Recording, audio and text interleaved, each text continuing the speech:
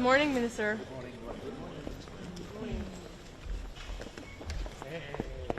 Good morning. Good morning, all. The UK and NATO nations meet today to ramp up our response to Russia's aggression. Putin's incursions into NATO territory are reckless, dangerous, and totally unacceptable. Deliberate or not, Putin is watching what we do. And Putin should be in no doubt. If NATO is threatened, we will act. And we must meet his escalation with our strength. And so today we are stepping up together. And I can announce the UK will extend our commitment to NATO's Eastern Sentry mission, which means British jets will continue to fly over Poland until the end of the year. And we are also ramping up our drone production for Ukraine, delivering over 100,000 drones this year, and jointly building new, improved interceptor drones with Ukraine. Putin seeks to test, to divide, to distract. NATO nations step up to deter, to unite, stronger together than ever. Thank you very much. Minister Healey, what is the concrete contribution to Pearl from the UK?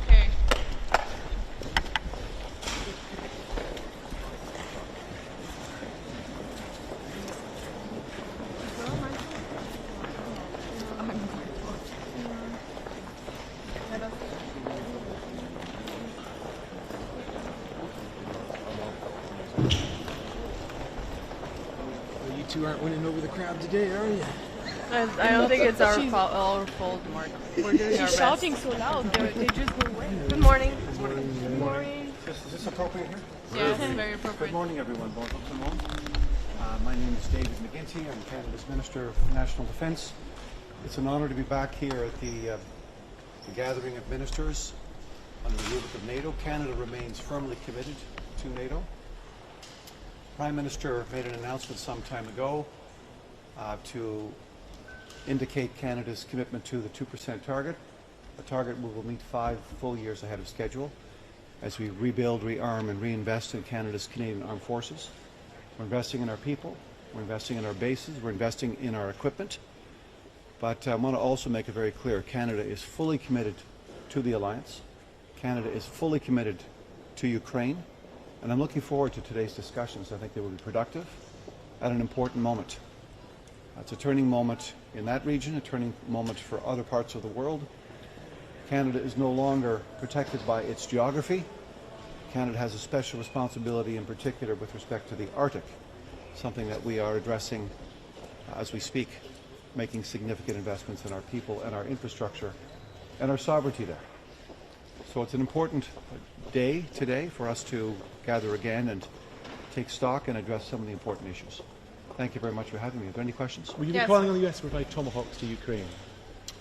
I'm looking forward to hearing what the United States has to say about further provision of equipment and sustainment of equipment in Ukraine. Canada was pleased to purchase one of the $500 million packages under the Pearl initiative to provide the equipment that Ukraine obviously and desperately needs. So we'll see what the Americans have to say about that today. The Pearl will this make a difference for Ukraine? Can you explain, please? Again? How will this Pearl initiative make a difference for Ukraine? It's a coherent approach to equipment that's required and available immediately. A list which is devised by the Ukrainians in conjunction with the Americans. It's a list of material which is available now. It's an important moment, so we believe one of the first 3 or 4 countries to commit and to invest this way. We believe this will have an immediate impact. That equipment is already beginning to flow. But the initiative is not picking up at the speed that the Americans had hoped, so how do you want to convince your European counterparts today to also invest more and purchase more through Pearl? We'll talk about that. I'm sure the presentation by Ukrainian military and other officials will help all of us better understand what the real situation is on the ground. Sure. How can you plan if military aid to Ukraine has fallen over 40% in the past 2 months compared to the first 6 months of this year? It'll be coherent because it'll be a coherent discussion about what the needs are. Let's hear. Let's see what our members have to say. What does coherent mean? Coherent means timely. It means the provision of the appropriate equipment. It means that it is provided in conjunction with each other. It is coordinated. It is directed at the right place, the right time, the right amount of material, the right material. Those are the conversations we'll have more today. Thank you very much. Merci.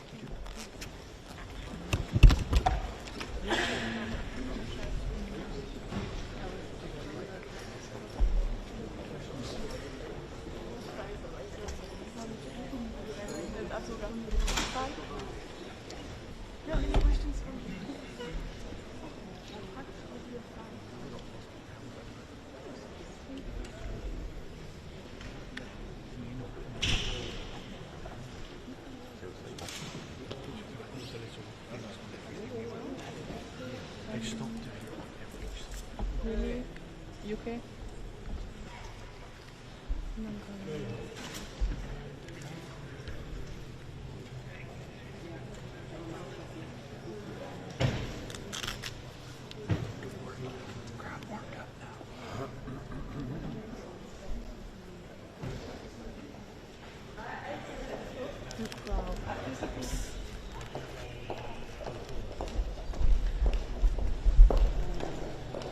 Vorbei mit der schönen Kanadierin, oder was war das? Ja, das ist die Das ist Außenministerin. die Außenministerin, die Jolie. Aber ich glaube, sie ist auch gar nicht mehr im Nee, ich glaube auch nicht. Was ausfüllen, die verliert. Kanonen hier ausfahren. Der ist verheiratet, der Hegseth. Das ist nicht der technisch richtige Ausdruck. Ne? Ja, okay, aber das ist so ungefähr. Ich weiß ja nicht, dass man Dass man Augen hat, oder was? dass das Menü im Blick halten muss, genau. Oder dass man den Appetit verliert, oder Oh nee. kann ich es jetzt noch schlimmer machen? Aber ist sie dein Typ, Melanie Jolie? Nee, das war einfach eine angenehme Erscheinung. Also ich will, er hat es ja auch gemacht. Ich bin übrigens der kanadische Minister für Verteidigung. Also für so ein großes Land. Auch eine angenehme Erscheinung. Ja, also. Ja, großes Land, aber unwichtiges Land. Angenehme Erscheinung. Voller Biber und so. Justin Bieber. Ich weiß noch, aus Kanada. Niederlande, Ich mag ihn. Netherlands. Very cute. Sieht aus wie ein Pferd, ja? Ein Hengst. Ja, ich werde ihn nie wieder anders sehen als das. Also ein Pferd. Das ist ein Hengst.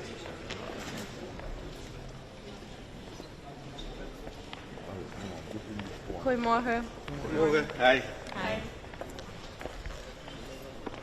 Good morning, everyone. Today is a very important day for our collective defense and security. Of course, we are going to talk about the Russian aggression and about the risks that Russia is taking increasingly, and also the way in which the Russian threat is coming more and more on NATO territory. I was very proud that our Dutch F-35s were able to take out some Shahed drones in Poland, but of course we also need to learn from this.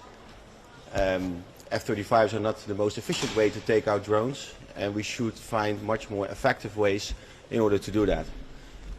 I was in Odessa myself this weekend. I was at one of the command centers for counter UAS operations. And I've seen how innovative and efficient Ukraine is doing this, and I think this is a shining example that we should learn from. One other thing that we learned from our F-35 deployments is the issues around regulation, which SACEUR has also identified more broadly speaking. And the term patchwork is used a lot, but that's also something that we ourselves experience with our different missions at the eastern flank. Now, with the F-35s, later this year with integrated air and missile defense. So I think it is very important that we work on those regulations and make them more united. Second, Our support to Ukraine, more important than ever. We see almost on a daily basis heavy air attacks on the energy infrastructure in Ukraine. Ukrainians told me last weekend that the upcoming winter is going to be the heaviest one so far. And I think we need to make sure that we keep a continuous flow of support to Ukraine. The Netherlands is doing more than ever. A few days ago I announced 200 million in counter-UAS support. Today I announced another 90 million support package for drones, both ISR drones and attack drones, because we do see that Ukraine, the industry of Ukraine still has the capacity to produce more, and that's why we invest another 90 million in order to do that. I think what's as important is that we change the underlying dynamic, because Putin now feels that he gains with every day of continuing the Russian aggression in Ukraine, and we need to make sure that the costs for Putin go up. That means a stable flow and also a long-term commitment to Ukraine when it comes to military support, both bilateral but also by using other means just like the frozen assets. We should keep supporting Ukraine with deep strike capacities so the costs for Russia go up, but also we need to make sure that by more sanctions, more economic pressure on Russia, that Putin feels that he can not continue this way, and that we in the end together with Ukraine will prevail. And we need to change this underlying dynamic, and I think we should also discuss this today. Minister, the Netherlands are doing quite a lot in speeding up their defense spending at the moment, but for example France, Italy and Spain are really lagging behind. How do you want to convince your counterparts today to speed it up? I keep encouraging everyone to step up, also countries that are doing less at this point. And what I always say is the longer we wait, and if we don't act, then the cost will only increase more. So if we don't support Ukraine now, then I know that the number of Ukrainian refugees going to Europe will go up, and then the cost for everyone will go up. If Russia is able to push through, then the threat of Russia towards the rest of Europe will only grow, and then we need to invest more in our defense and deterrence. So I think the best investment in our security, and also the most efficient investment in our security, is to support Ukraine now and not wait until the situation gets worse. On the Pearl Initiative, I cannot answer three at the same time. on the Pearl Initiative, how is this going to help strengthen our own defense if we invest in other equipment from outside of Europe? Because it allows Ukraine to defend themselves. We as the Netherlands were the first country to fund an entire package, an entire Pearl package. And the reason was the only way to get, for example, Patriot missiles to Ukraine quickly is by the American stocks. And the only way to make that available is through the Pearl Initiative. It's the same is true for other types of air defense as well.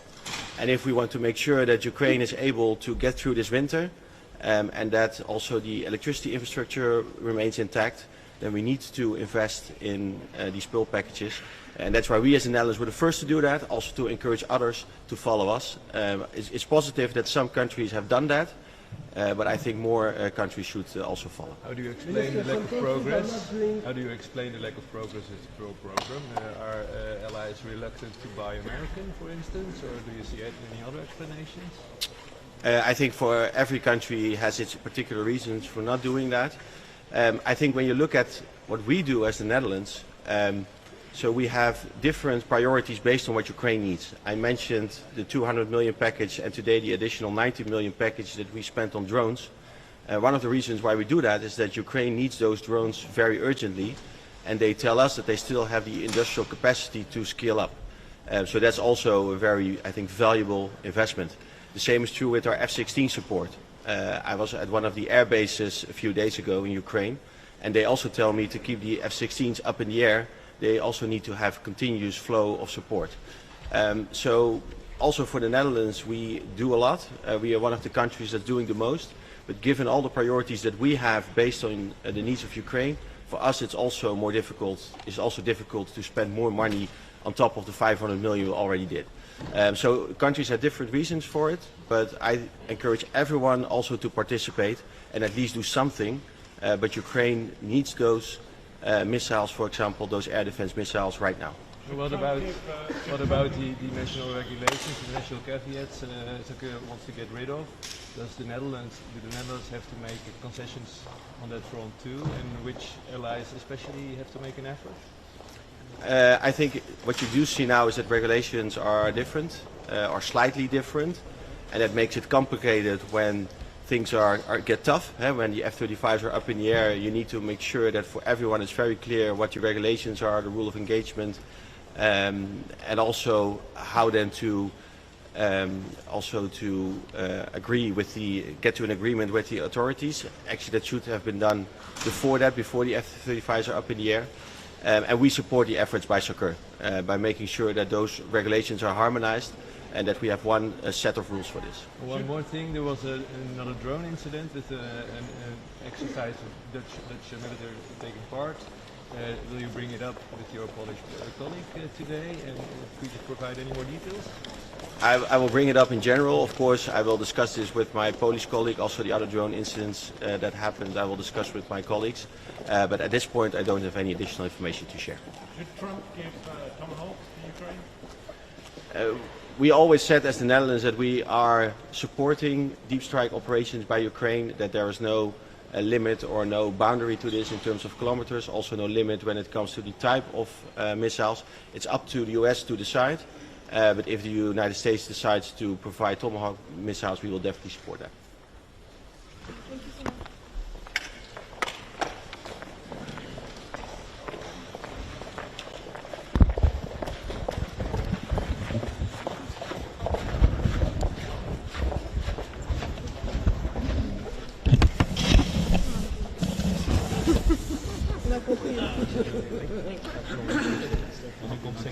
Enkel segment. Nu kunnen we geen tweede doorstap doen. What is it? It's now segment. We only put one microphone for segment.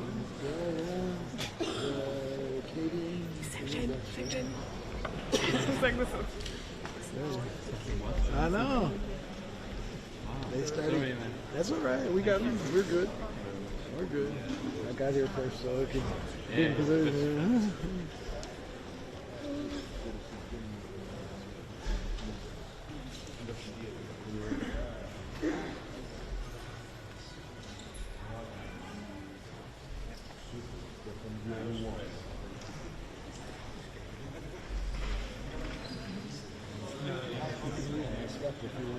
Let's see.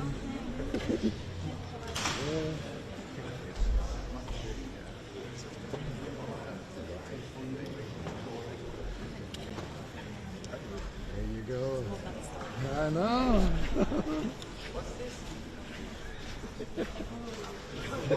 It's the coffee. It's mine. No, the coffee.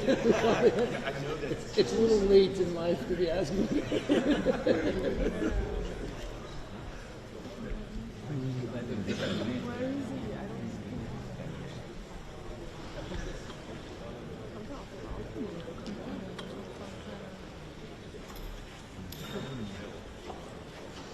Zoomen, Alex, zoomen. Ich glaube jetzt, oder? Dann kommt schon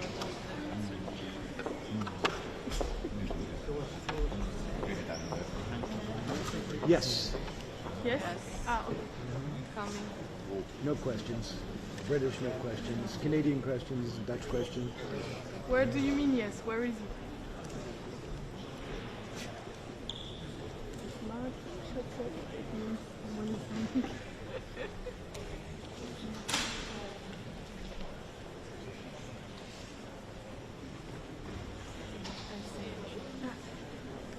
Links. Am Gebäude entlang, ich sehe ihn. There he Geht is. er hin? Zu uns oder? Rückte. Kamera ist verschwunden.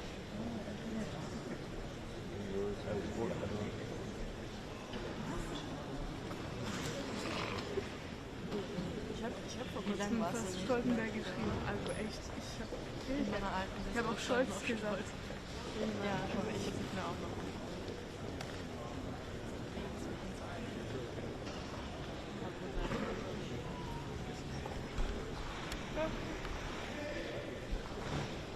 Das stimmt, aber wenn du Scholz denkst, Wo geht er hin?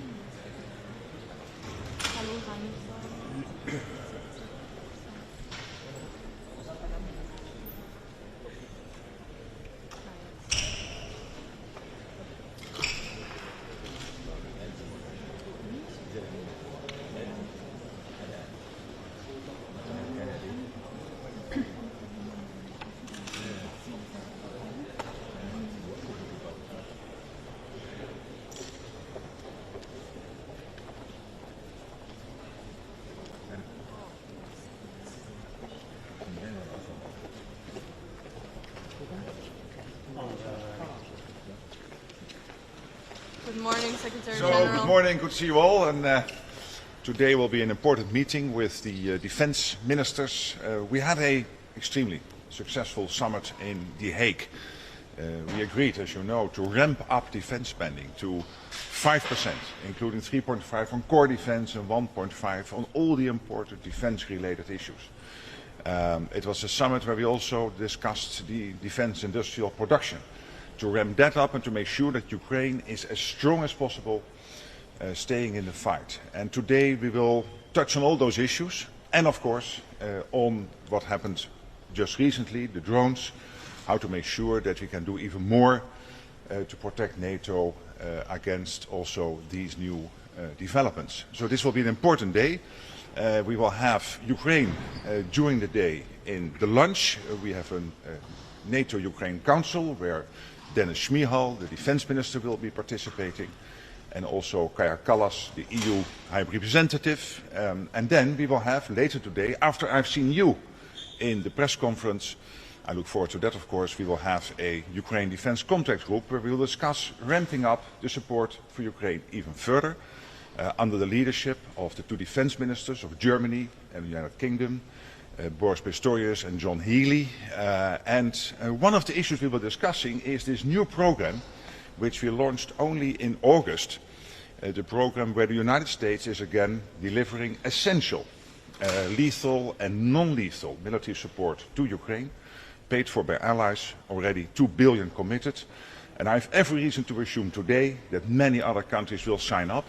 This is crucial stuff, including air defense systems and particularly interceptors, important for Ukraine to make sure that their civilian population, their crucial infrastructure is as much protected as possible against the continuous Russian onslaught. So with that, happy to answer a few questions, and then again we'll see each other later today in the press conference. Is the proposed EU drone wall helpful, or is it doubling up on NATO's efforts? I can assure you that the EU and NATO are really working very well together. There is no doubling at all.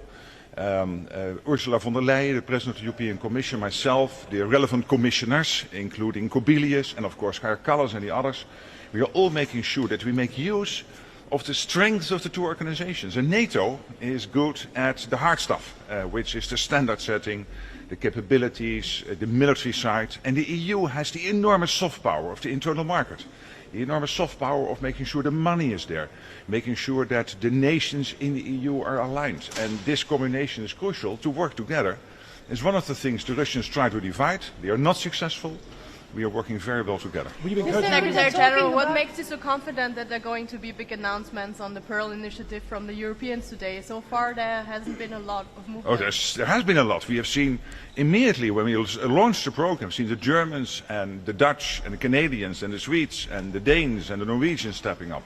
But I assure you, but maybe I can tell you a little bit more during the press, that today other countries will come forward. I'm really positive. Of course, part of my task as Secretary General, and this has been the case for my predecessor, for me, is to make sure we keep the support for Ukraine as strong as possible. And I'm really proud that as a collective alliance, we are able to do that, to make sure that Ukraine stays in the fight as strong as possible. Do you believe now is the time that Ukraine will receive longer-range offensive missiles? Well, this is not an issue to be discussed today, because that is a bilateral question. So what nations, yes or no, want to supply to Ukraine. But it's not on the table today. But what could What about Serbia's President Vučić about the declaration that it will have a war? He declared that nowadays, and Kosovo's institutions condemn that. We follow all the events closely in the Western Balkans. Maybe it might also come up as an issue generally but I'm not sure that it will be so specific as in your question. Did you change red lines regarding Russia after drones in the Well, there have been many questions about whether NATO is capable or not to make sure that if something happens in our airspace, we can act decisively if necessary. And we can. I can really assure you. The problem is this, that some are saying, not inside NATO, but sometimes in the public debate, that if a plane, a Russian plane, be it intentional or not, enters NATO airspace, that anyway you have to take it down. And I don't agree. I think you have to make sure that you are absolutely convinced whether yes or no it is posing a threat. If it is posing a threat, we can do everything needed to make sure the threat will not materialize. But if it is not posing a threat, a strong alliance, and NATO is so much stronger than Russia, we are infinitely more capable, then of course our role is to make sure that that plane drifted outside of its airspace into NATO airspace will gently be guided outside our airspace and then make clear to the Russians, stop doing this. It was a question from Ukraine. Yeah. Yes. Secretary General, is there a need to make any NATO-level decision on shooting down the drones or whatever interferes the airspace, or can any individual member state like Poland do it on their own without looking for any sort of permission from it? Let me, through you, and this is a Ukrainian question, but let me use your question to tell the Russians that if they intentionally would try anything against NATO, we have everything in place and all the authorities to make sure we can defend every inch of NATO airspace and NATO territory. When it comes to the drones, obviously learning from you, from Ukraine, we are making sure that we will implement as soon as possible the latest technologies. This is not new, you always have to adapt. But when you look at what happened in Poland and in Estonia, I think we acted exactly as you expect us to react, which is when it comes to the drones, to make sure that drones posing a threat were shot down, and when it comes to the MiG-31 into Estonian airspace, to assess whether they were a threat. They were not, so they were guided outside the airspace by Italian F-35s, and this is exactly how we trained and prepared. And hey guys, this is not new. We do this now for 60, 70 years. We did it with the Soviets, with the Russians. So some of this debate I'm seeing in the public sphere about does NATO have the authorities? Yes, we have. And obviously you every day have to make sure you adapt to the latest technologies. Final question, and then I'll see you this afternoon. Sir. I was thinking of the guy behind you, but you can also ask a question. Allied military support has dropped considerably in the course of the summer. How do you explain it? How are you concerned? It has not. When you look at this year, it is more or less on average with last year, all the essential stuff going. And I'm proud of this, because we thought, the Russians thought probably when they started this war, first they thought they would win it in 3 weeks. Now we are in year 4. They have lost 1 million people, dead or seriously wounded, only gained this year very incremental successes, very small size of Ukrainian territory. Again, 1 million people lost or seriously wounded, and the support for Ukraine last year, this year continues to flow, lethal and non-lethal. Thank you so much, and I'll see you later today.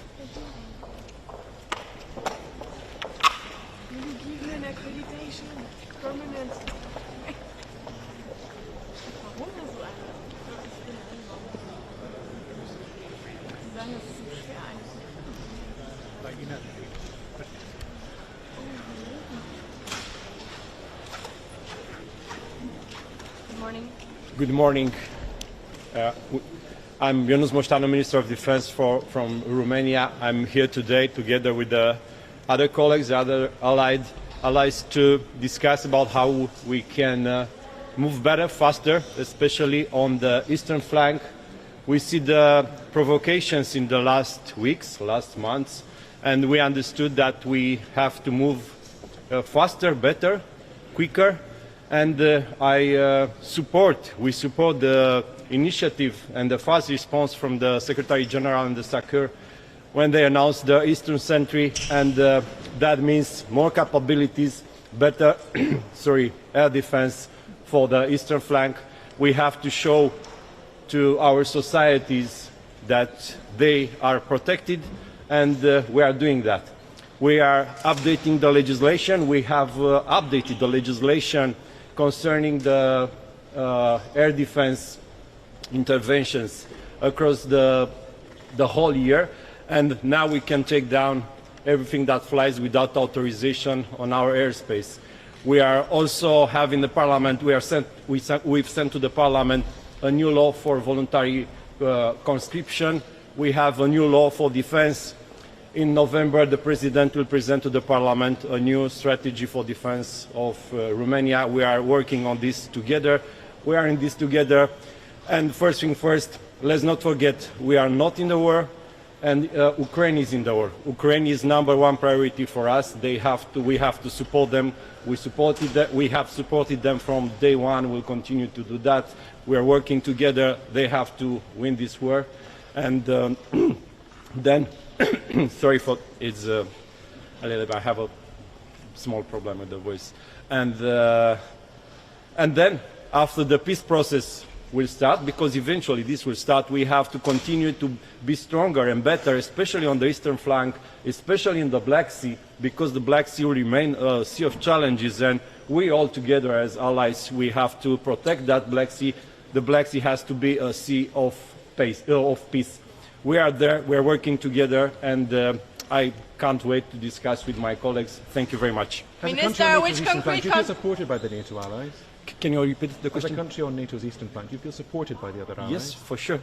Yeah, we are supported. We have allied troops, and this is reassuring for our society. We have around 5,000 soldiers, especially from USA, from France, and from Portugal, from Spain, from Poland, and that again is from Belgium. Is reassuring, and we thank them for that. We have equipment, but we need more. We need to show again to our societies that they are protected. We have air policing from Germany on our soil, and thank them for that. We've sent our troops. We have our troops in Poland. We've sent our troops on our planes in Lithuania. We'll send them again next year. This is NATO. This is how we work together. This is how we defend together our nations. Thank you very much. Minister, the US Americans are expecting more engagement from the Europeans on the Pearl Initiative. What is the concrete contribution that we'll have the discussion, and I will let the Secretary General to debrief after the meeting. Thank you very much.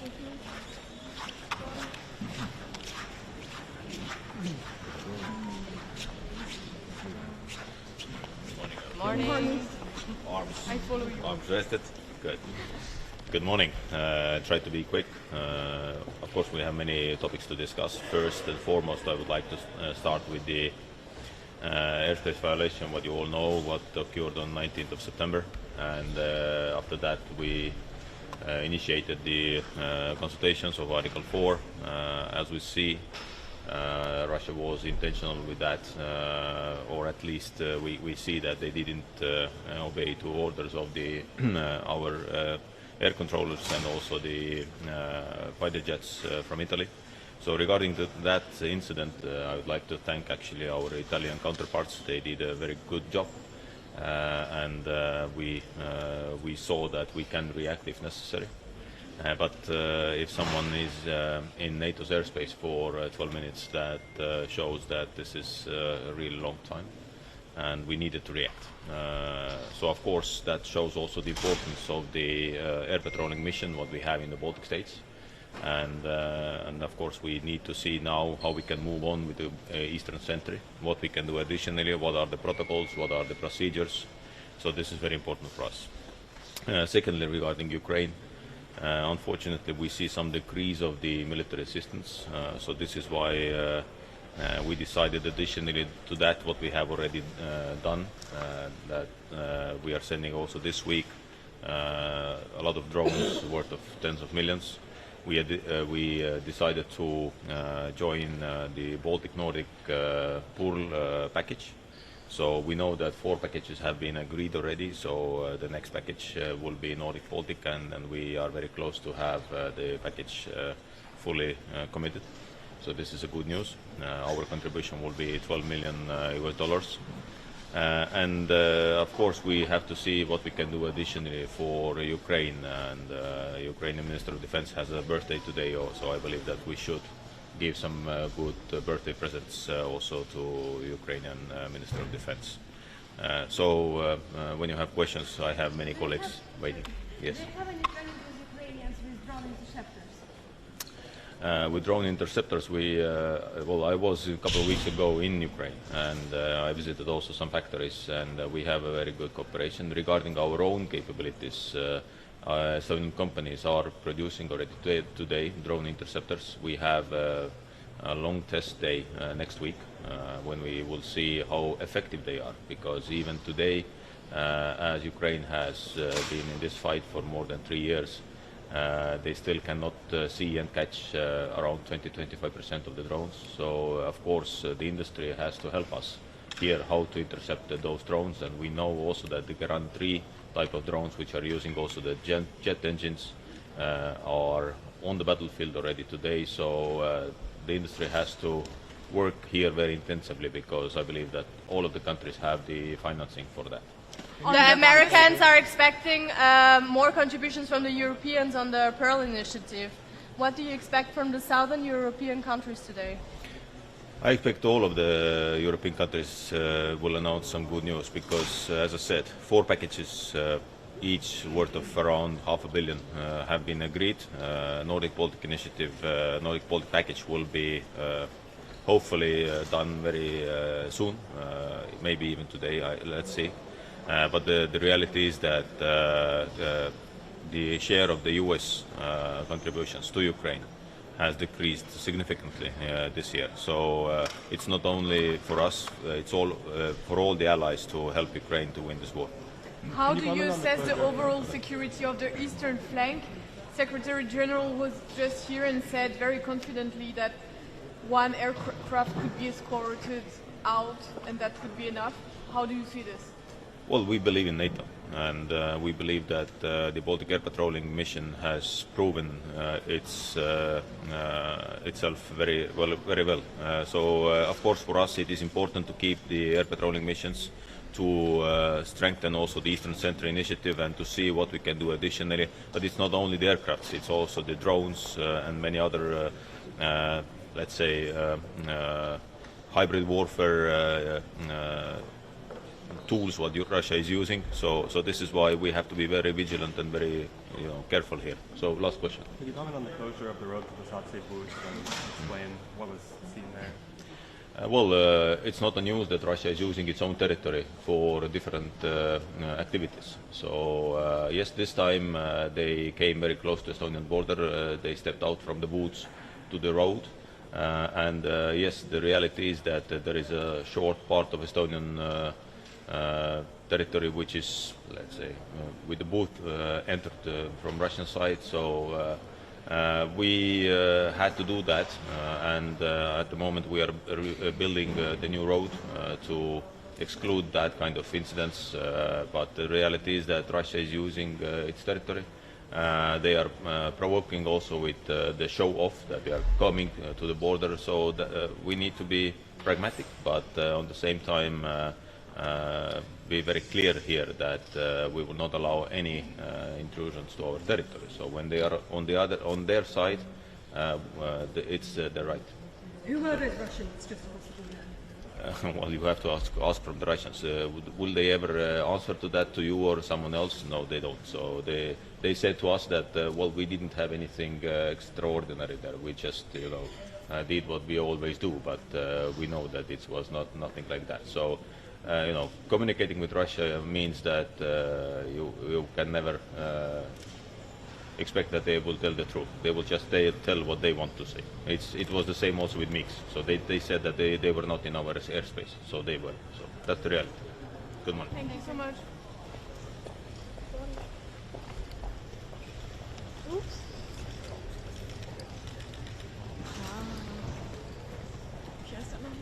Good morning. Hi, good morning everyone. We are having important discussions ahead of us today at the NATO ministerial meeting, at the Ukraine support group, and also at the EU ministerial meeting. At the NATO ministerial meeting, the most important issue is making stronger NATO's defense and deterrence, of course.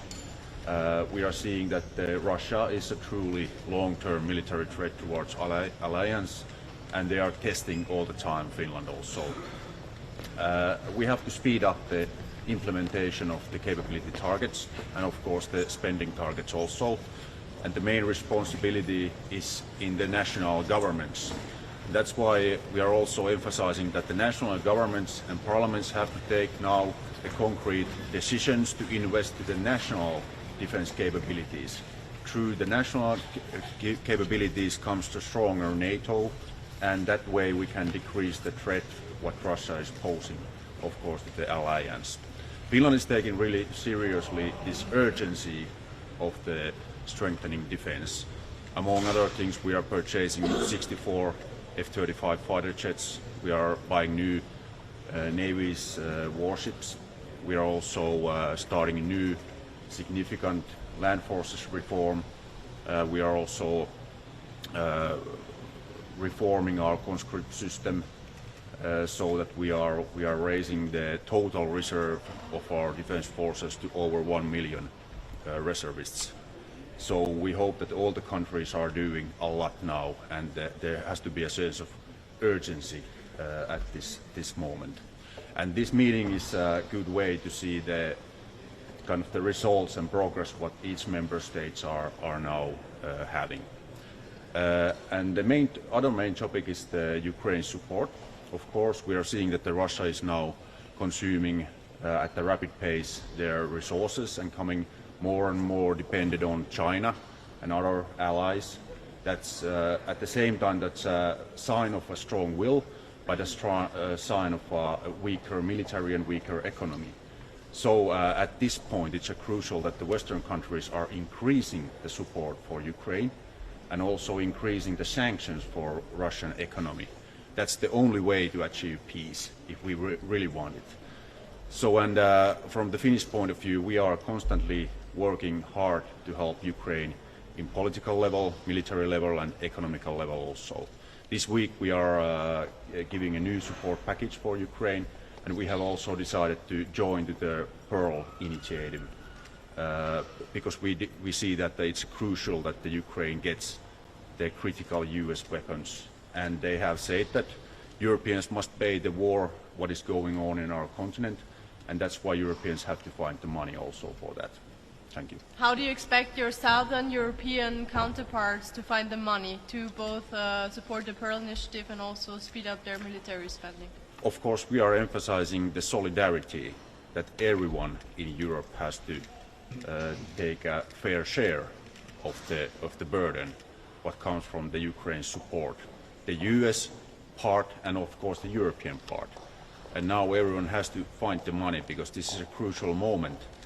And the message is clear from the United States that the United States is providing these arms, but Europeans have to pay the Ukraine support overall sums. Should the US provide Tomahawks to Ukraine, and what difference would they make? Well, that decision comes from the White House, but how we see it, that the long-range weapons are critical for Ukraine, and they will have a clear impact to the warfare if they will have them. Some critics say there is too many national rules on the eastern flank, and that, for example, one aircraft or one drone cannot be shot because of the rules. Do you think NATO should have more powers to act fast? Well, Finland has at this point quite a good readiness and preparedness in our national air defense and air surveillance system, and we have enough authorities also to operate in all circumstances, also use force if it's necessary. Now we are integrating our systems to NATO, and we see that there's a little bit work ahead of us in legislation and bureaucracy, but that work is in a right track going on in Sakhar's table. Do you see increase in Russian presence in our borders, military presence? Yes, we are seeing in different facilities what they are now building up. So we are taking this with cool head because it's an old plan, but now we know that Russia is really doing their military build-up for the second phase of their potential aggression. And what I mean is that they are real threat for NATO after the Ukrainian war. So they are really doing the military modernization and new build-up. And the signs have been seen also nearby our borders. Is Finland going to do a practice evacuation as some of the Baltic states have announced? Could you repeat? Some of the Baltic states recently announced that they were going to practice a civilian evacuation in the event of hostilities from Russia. is Finland, which also has a very strong civil defence culture, going to do something similar? Well, that's kind of a traditional way to in Finland that we are always prepared, and we have exercises so that we are not now kind of declaring any new kind of preparations or exercises at this point. Would you consider something on a population level? Well, we don't have this kind of planning ongoing now. Yeah. Okay. Thank you. Thank you. Hi.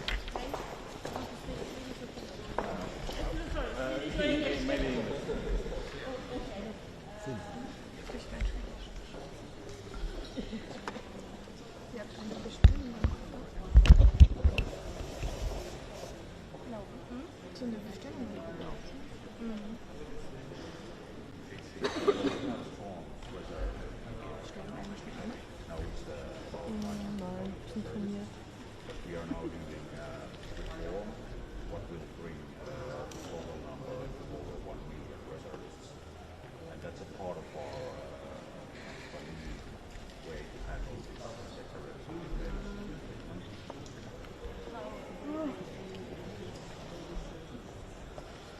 Well, our war content is 250 reservists, which are dedicated tasks.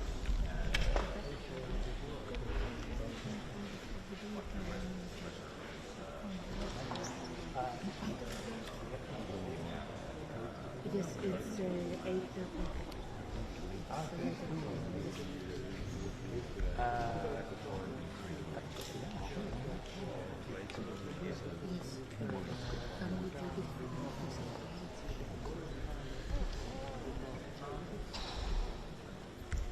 Well, that's the main topic today.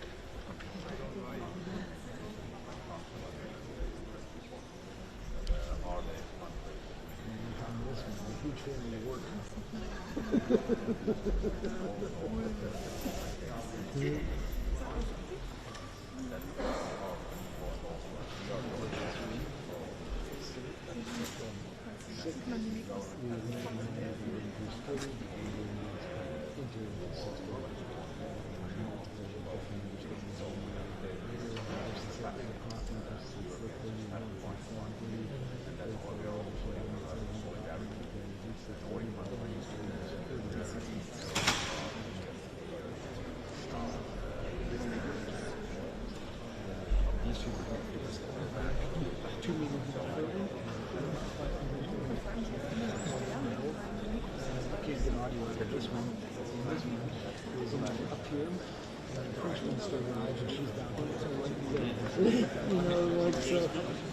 So then I put the I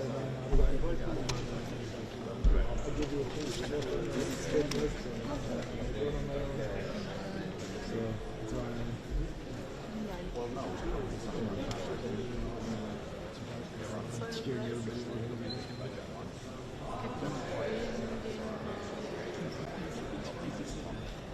they publish it? Because you never know. Yeah, Sweden is coming. They're going to pay me to use this stuff. Yeah, there we go. Yeah, I liked it. I enjoyed doing it.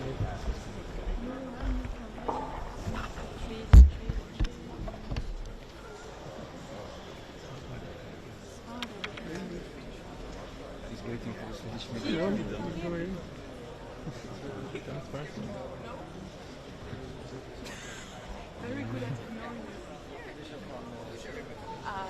Thanks.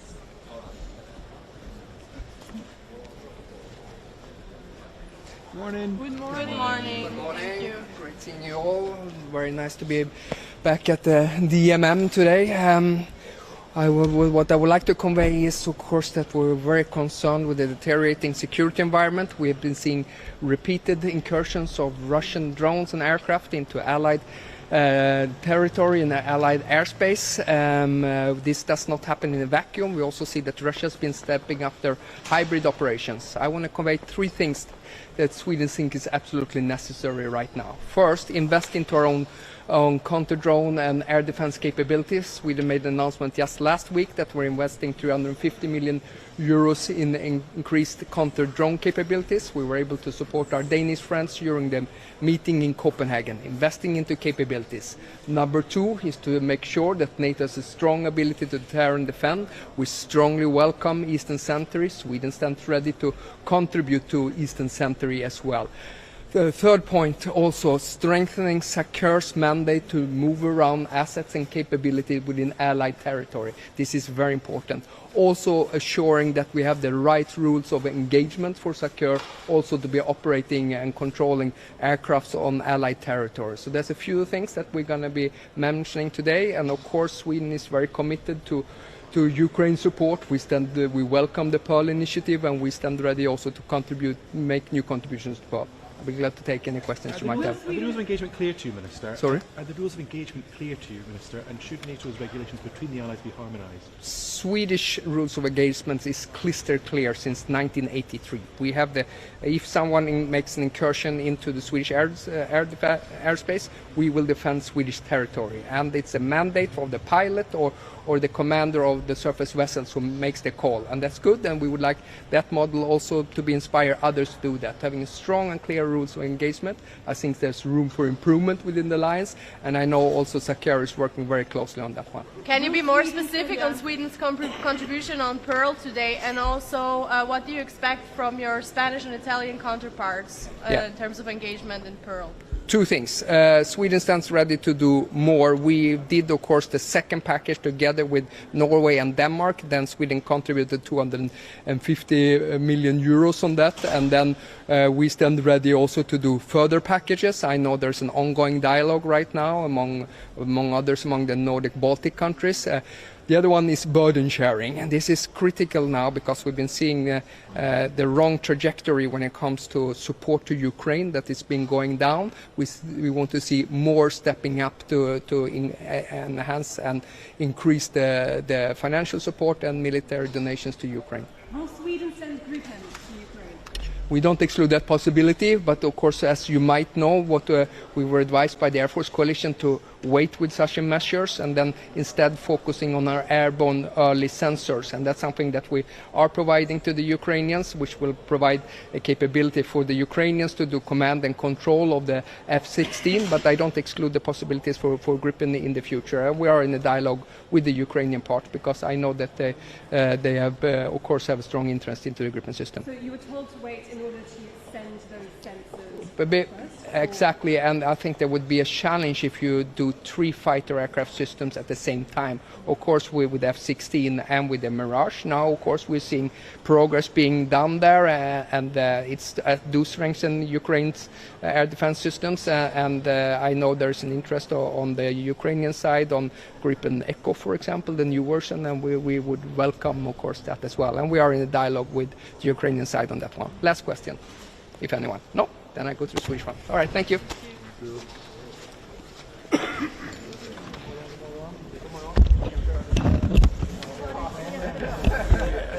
Is this Italian? No, this is Montenegro. Wer war die große Delegation, die hier in der Türkei? Morning.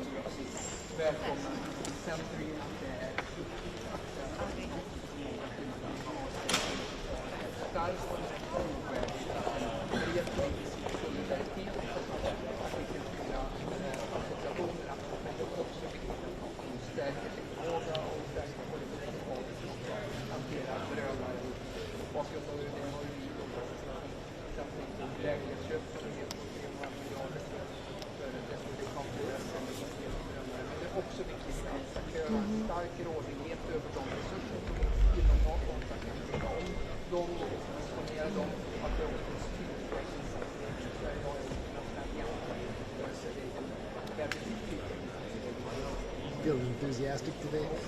Feeling very comfy all the time. Me too. For a few weeks already. So you've been here in Brussels long enough to feel that? Or congratulations. It has nothing to do with Brussels. No. Life, the weather. No, weather is fine. I like the Nordic gloominess. Should have stayed in Copenhagen. No, it was sunny and nice food. I heard there was sun. We were indoors, you know, Yeah. from sun up to sundown. So, It was nice. I mean, from what I saw on Friday morning, weather was good.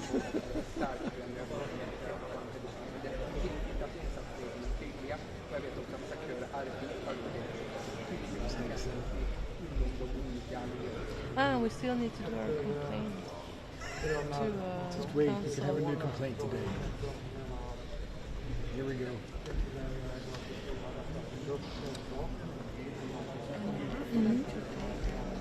Diese große Entdeckung. Die sagen eigentlich nie was. Die machen immer ihre eigene Presse. Hast du gesehen, da waren so 3 Kameraleute, die davor tanzen und die... Ich hab das gerade gefilmt.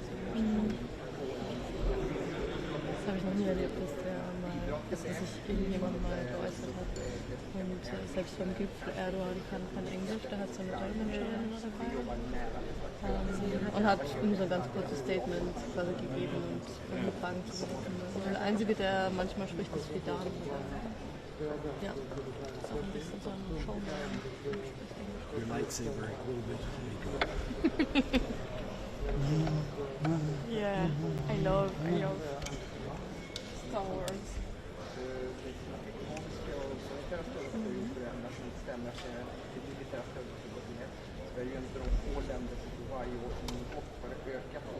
Toi, c'est quoi ton plus grand avocat? Historisch. À quelle heure midi? Mit uns, oder? Also auf jeden Fall mit mir. Du bist auch da, oder?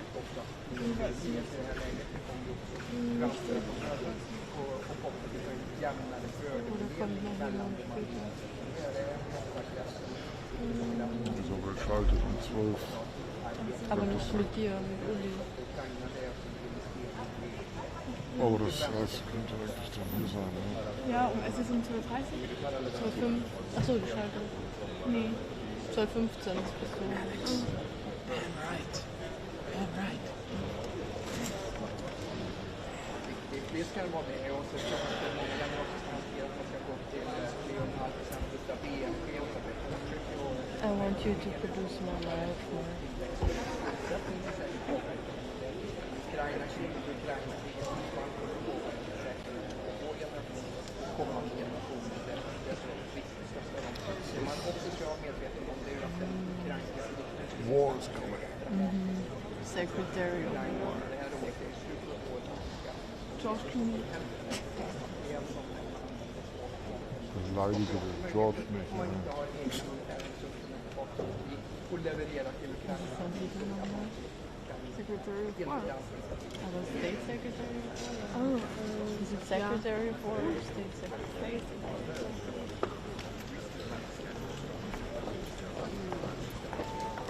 Good morning. Good morning, Secretary.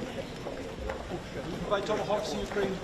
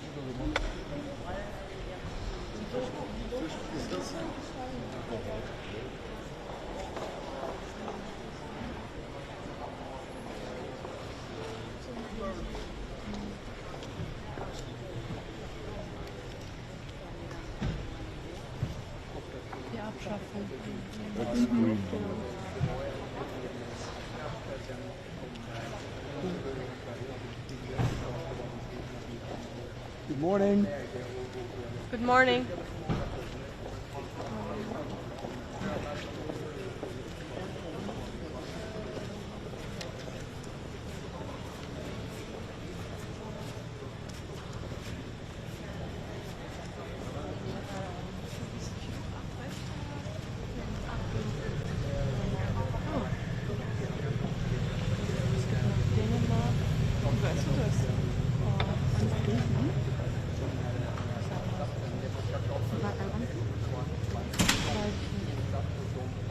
Good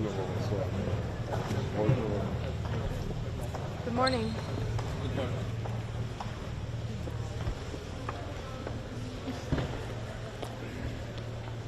Η Ελλάδα συμμετέχει σήμερα στη Σύνοδο των Υπουργών Άμυνας του ΝΑΤΟ, έχοντας ένα μακρύ ιστορικό υψηλών επιδόσεων και επενδύσεων στον τομέα της άμυνας. Προχωρούμε με σταθερά βήματα στον εξυγχρονισμό των ενόπλων δυνάμεων, με έξυπνες και μεθοδικές λύσεις, και αυτό αποτελεί μια ευίωνη προοπτική για τα αποτελέσματα της Συνόδου, τα οποία πιστεύουμε ότι θα αποτελέσουν το εφαλτήριο για την προσαρμογή της συμμαχίας στις νέες γεωπολιτικές εξελίξεις, όπως αυτές σήμερα διαγράφονται στην ευρύτερη περιοχή. Σας ευχαριστώ. What is your contribution to the Pearl Initiative? I don't know. No comment.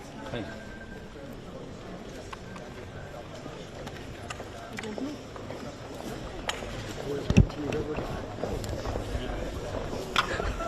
What is the Pearl Initiative?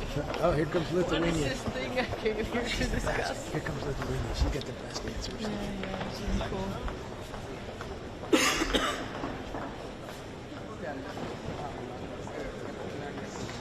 Killing in the name of.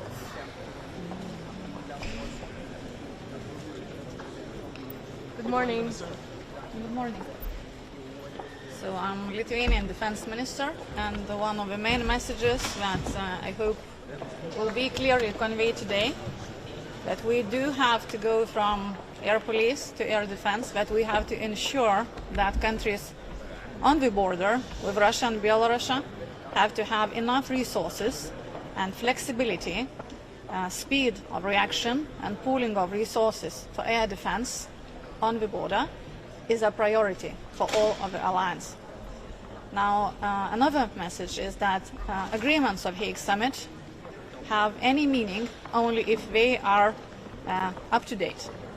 We do not really need 5% for defense in 10 years or in 15 years. We do need them now.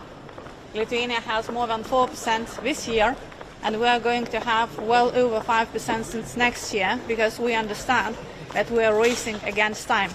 And the first day that the front in Ukraine stops badly, that means that we will have to count not years, but months until crisis reaches us. So talking about Ukraine, Lithuania is going to contribute $30 million to Pearl today. We can transfer this money today if needed. And we're really hoping that the next package will be formed as soon as possible.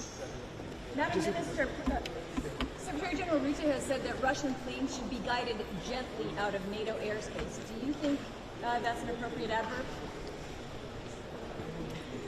Well, wording gently, I think, is very diplomatic. But in the current situation, of course, we have to send a very clear message that our airspace is our airspace. Yes, in certain situations, maybe pilots do get lost. Maybe things like that happen.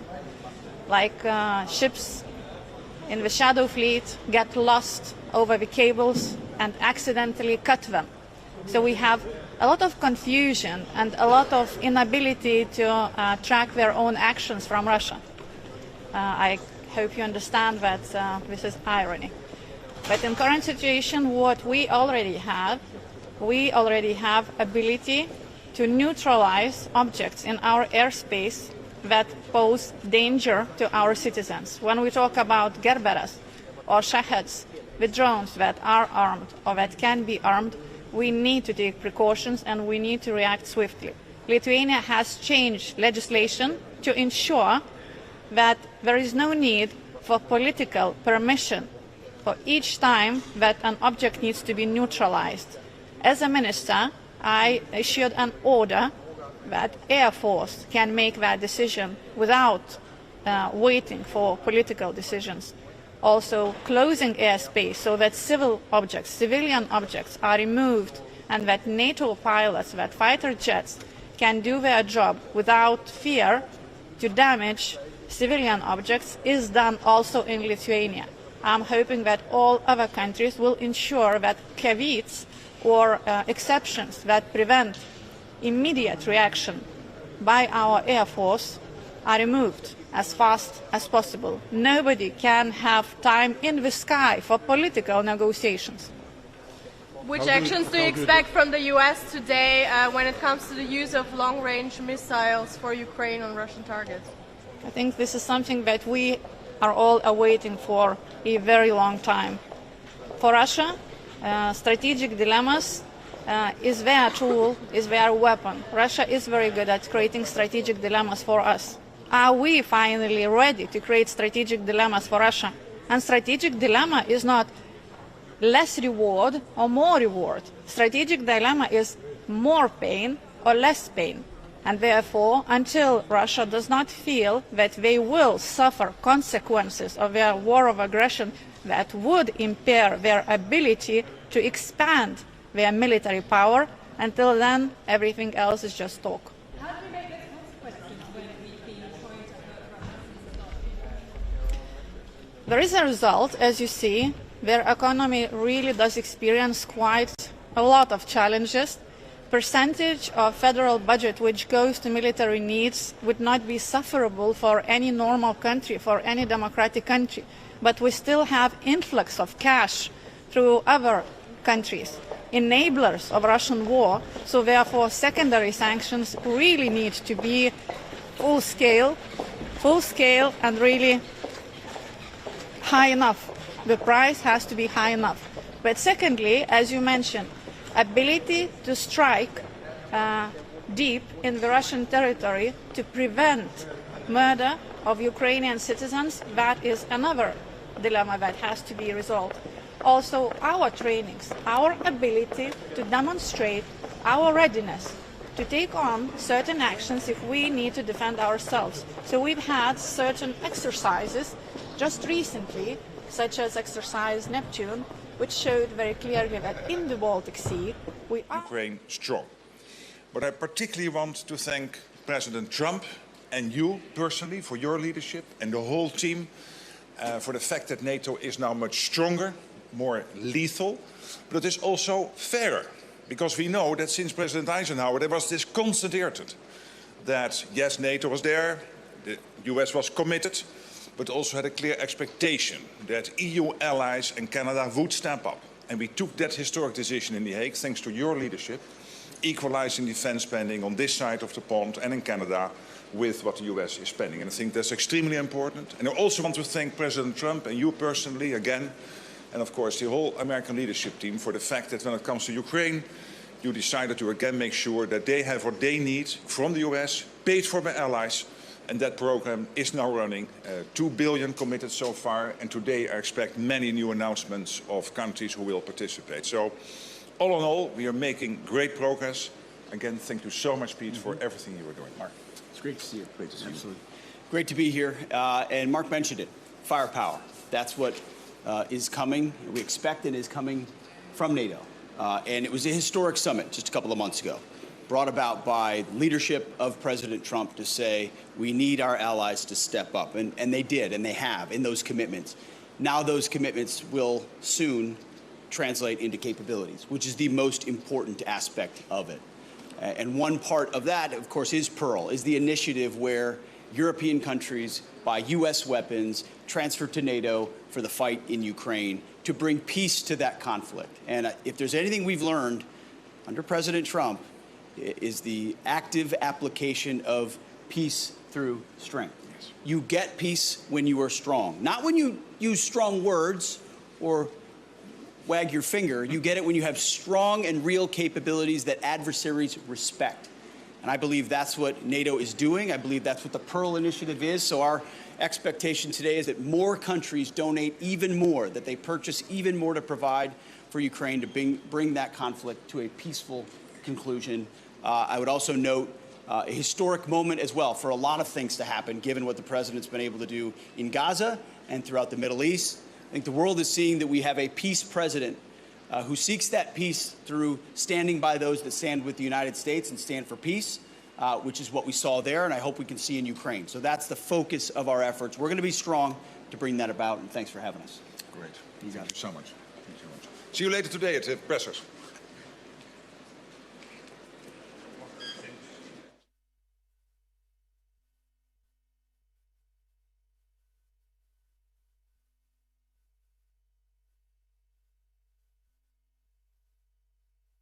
NATO military targets, capability targets.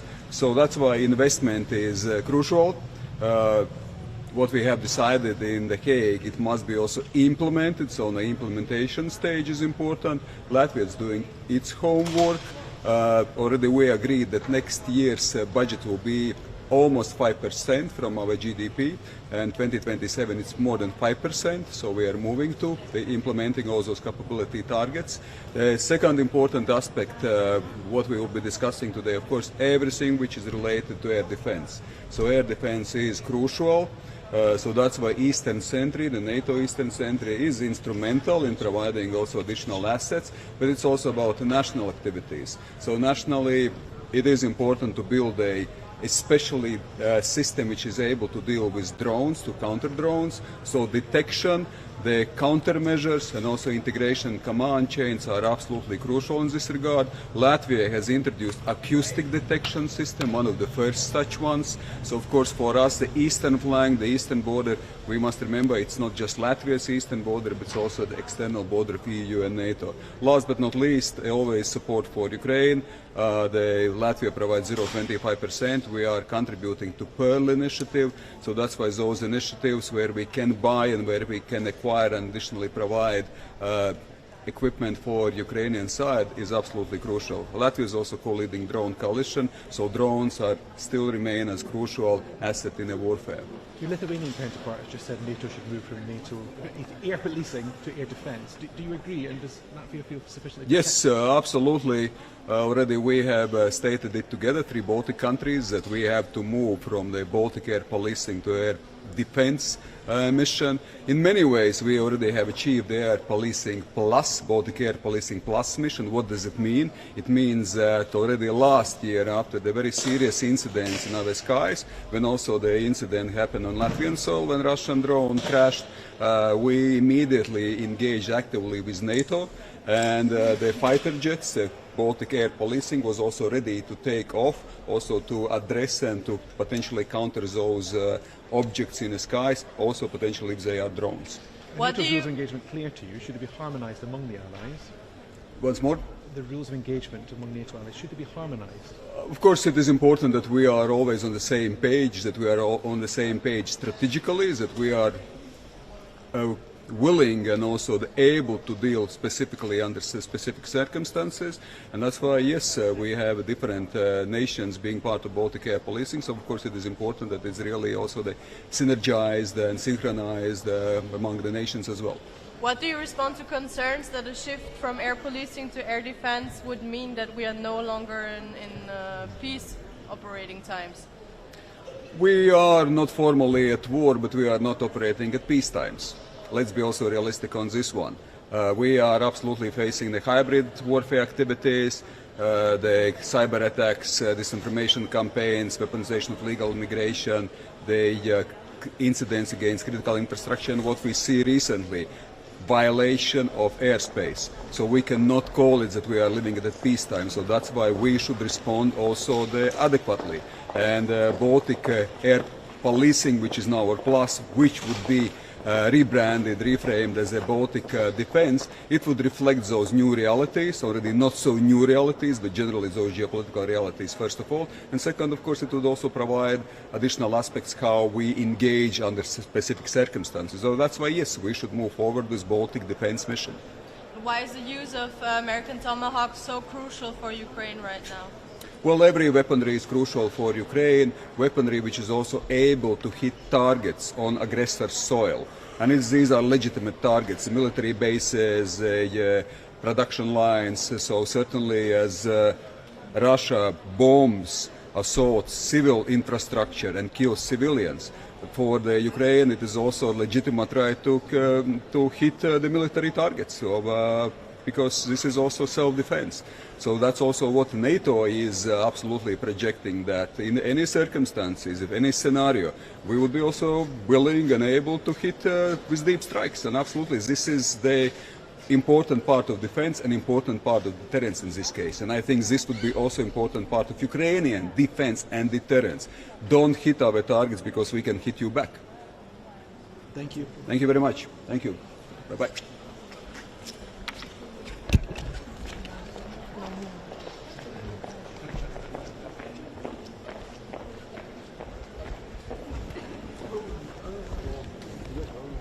Good morning. Hi, good morning everybody. Bonjour, goedemorgen. Oui, tout va bien, absolument. Where's your new airplane? My new airplane, it's great. It's great. We have 3. We wanted to have 4, but the 4th is coming. No, I'm very happy to announce today that we will sign an agreement with the Netherlands to have more missile defense system. It will be the NASAMS system, Norwegian system. We will buy NASAMS to protect our skies. And we're totally engaged within we did Eastern Sentry operation. We did a proposal, so we will talk about this today. We will have more anti-drone and detection systems as soon as possible. I will come to the government within 2 weeks with a dossier to buy more and to get them up and running before March next year. So it will go very fast. And I think that's the most important for today. We keep on supporting Ukraine, of course. I'm very happy to see Ukrainian people here at the headquarters, at the entrance, because we will keep on supporting Ukraine. We announced 100 million for the Pearl package, and we will see what we can do even more next coming days. We're having the budget discussion within the Belgian government for the moment. There's not agreement. We had the State of the Union was planned yesterday. We had to postpone it because there's not a deal for the moment within the government for the moment, but hopefully next week we will have an agreement, and then we will also discuss about what we're going to do more and what we can do in 2026 for Ukraine. Support package of 1 billion is on table, like we're doing every year. I think that will be no problem. And then on the frozen assets, it is a discussion that is in the hands of my Prime Minister, so I don't comment on that. Could you tell us more about Belgium's plans for a dedicated drone unit and drone general? Our drone general is there. I indicated him. He's the first drone general of the world, I think. So I indicated him, I think, 4 months ago. And I think it was a good decision when you see now what's happening in Ukraine, what you see what's happening in Europe. Last week we were a big economic mission with our princess in California.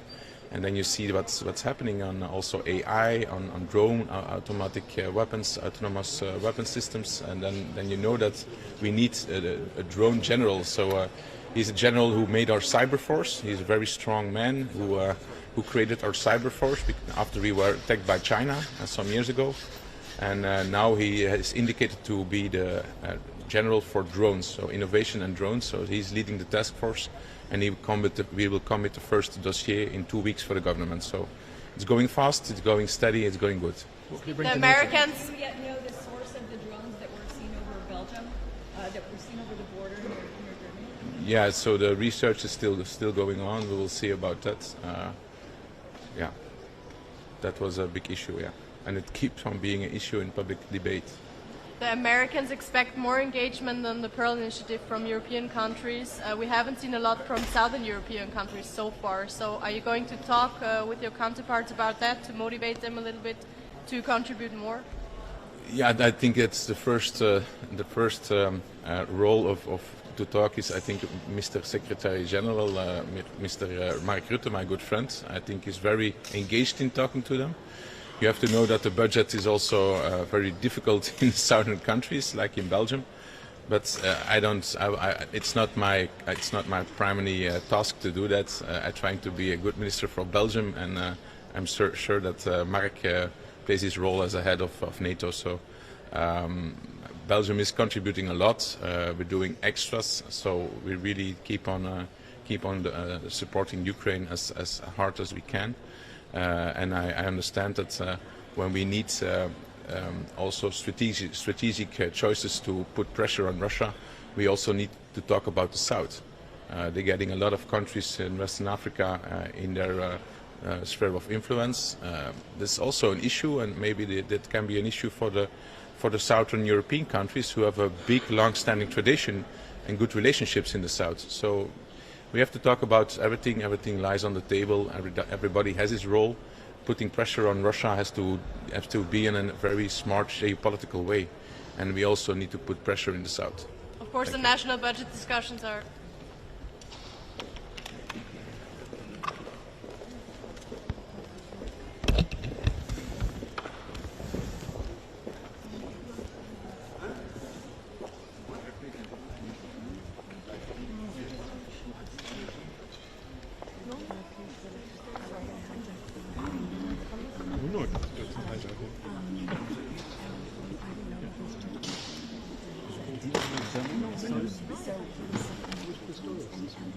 He's coming at 12. Okay, so we're not waiting. Okay, thank you.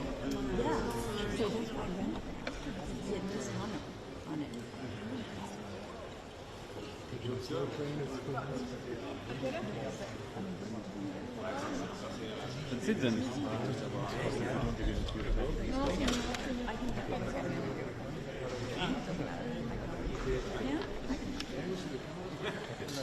Anyway, it's all right. Nobody disagrees.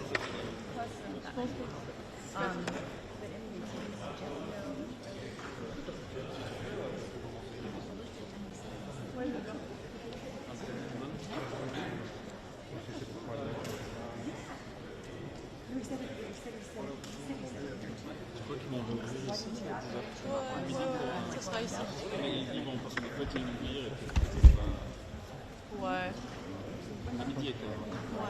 Good morning. In the next 10 minutes, we have to clear the area, please. Okay. Thank you very much. No, thank you. Just a quick info, the Prime Minister of Germany, the Defense Minister of Germany is going to give a doorstep at 12:15. From when can we enter here? Half hour before, okay. Prime Minister of Germany. Sorry, can we use some stuff here or not?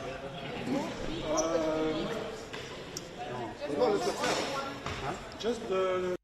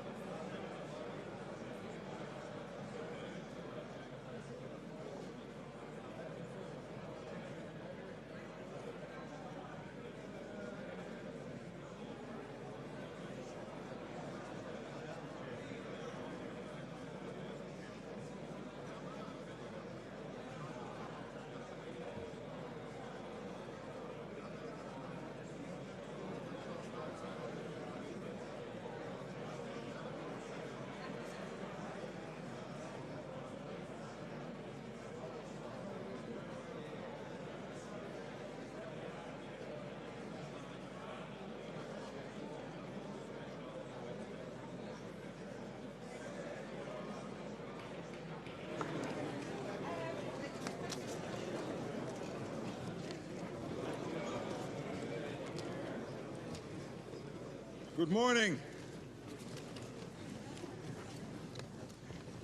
Good morning and welcome to this meeting of NATO defense ministers.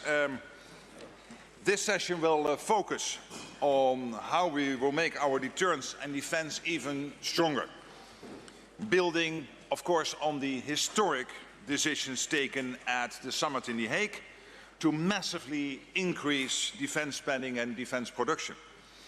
We will discuss progress on implementing NATO's new capability targets, making sure we have the best armed forces ready to protect our people.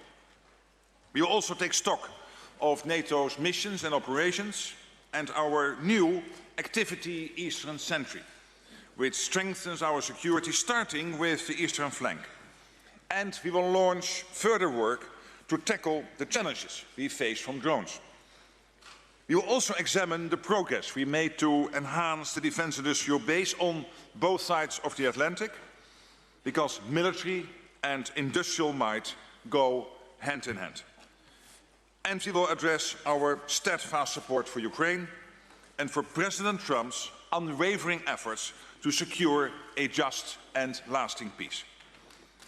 NATO continues to help Ukraine defend itself. This includes the most recent NATO initiative that has already channeled $2 billion of US equipment paid for by allies into Ukraine. And there's more to come. Our support is putting pressure on Putin today. And our support to help Ukraine strengthen its own capabilities for the long term will help deter any Russian aggression in the future. And this clearly contributes to our own security too. This concludes this part of the meeting. I want to thank the media for joining us, and then we will continue in a closed session. But to the media, thank you. We'll meet later at the pressers.